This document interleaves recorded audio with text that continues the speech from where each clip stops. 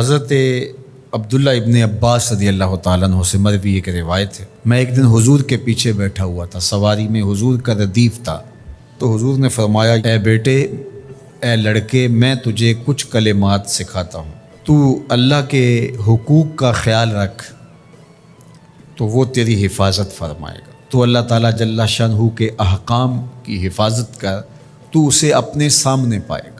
جب سوال کرے تو اللہ سے ہی سوال کرے، اللہ سے مانگنے کا مزاج پیدا کر لیں کہ فرمایا تمہارے جوتے کا تسمہ بھی ٹوٹ جائے تو وہ بھی اللہ سے مانگو۔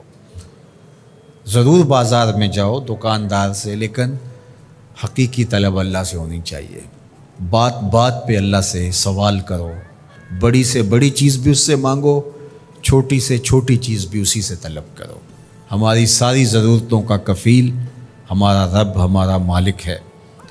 تو دوسری نصیحت یہ کی کہ جب تو استعانت طلب کرے، مدد طلب کرے تو اللہ سے ہی استعانت طلب کرے۔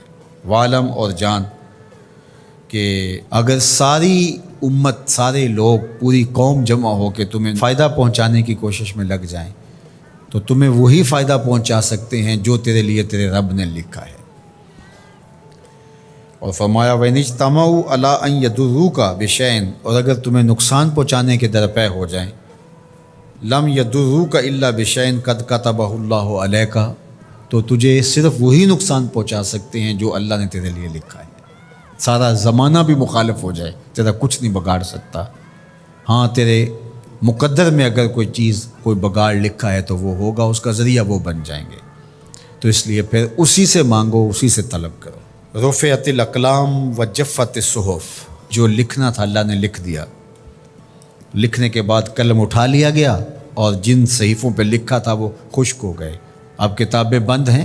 تو اس لیے اس نے تیرے لیے جو لکھا ہے وہ ہو کے رہے گا، تو خام خواہ لوگوں سے ڈرنے کی ضرورت نہیں ہے، اور تیرا فائدہ، تیرا نقصان اسی کے دستے قدرت میں ہے، تو اسی سے طلب کر، اسی سے مانگ۔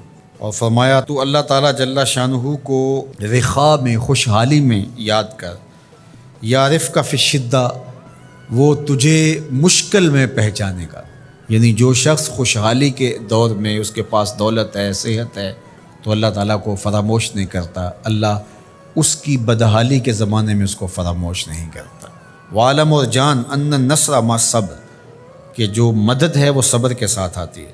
وان الفرج مع الکرب، اور کشادگی جو ہے وہ مشکل کے ساتھ آتی ہے۔ وان مع العسر یسرا، اور سہولت جو ہے وہ مشقت برداشت کرنے کے بعد آتی ہے، تنگی کے بعد فراخی آتی ہے۔ پہلو مشکل پھر تمنا، پہلو کنڈا پھر پل، شاید مگروں پہلو مکھیاں ڈس دیاں ڈنگ والیاں۔ تو یہ سب ہوتا ہے، مشکلات، تکلیفیں، آلام، مصائب، ان سب سے گزر کر کے آسانیاں آتی ہیں۔ خود حضور کی زندگی دیکھ لیجئے، مدنی زندگی مکی زندگی کے گزرنے کے بعد، طائف کے مراحل کو طے کرنے کے بعد آتی۔ تو ہم ڈائریکٹ اگر چاہیں مکی زندگی کو اختیار کیے بغیر اور طائف کی مشکلات اور سنگلاخ راستوں سے گزرے بغیر مدنی برکتیں حاصل کرنا، تو وہ نہیں پا سکتے۔ تو یہ اللہ تعالیٰ نے ایک نظام رکھا ہوا ہے۔